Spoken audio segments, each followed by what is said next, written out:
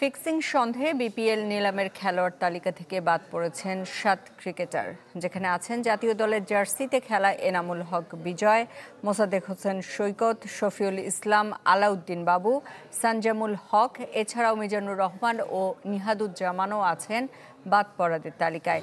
এছাড়াও অভিযোগ থাকা আরিফুল হক, আলামিন, মনির হোসেন খান ও শিহাব জেমসের জায়গা হয়নি প্রথম থেকেই।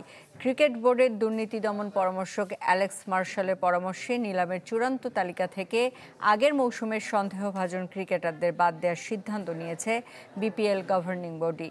ফিক্সিং ইস্যুতে বেশ আলোচিত ছিল বিপিএলের গেল আসর।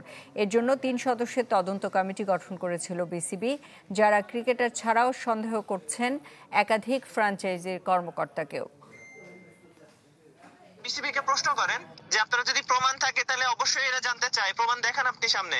আমরা জাতা প্লেয়ার, আমরা কি বাংলাদেশের জন্য খেলতেছি না? এতদিন ধরে বাংলাদেশ ক্রিকেট সার্ভিস করতেছি না? আমাদের কোনো এতটুকু সম্মান নাই? ধাপ করে বাদ দিয়ে দিবেন নিলাম থেকে? এটা হইতে পারে? ক্যাটাগরি বি থেকে আপনি সি তে নামাই দিচ্ছেন, এটাই তো একটা অসম্মানের। সেখান থেকে আপনি আবার বিপিএল এর নাম থেকে বাদ দিয়ে দিচ্ছেন, এটা হইতে পারে কোনো কিছু?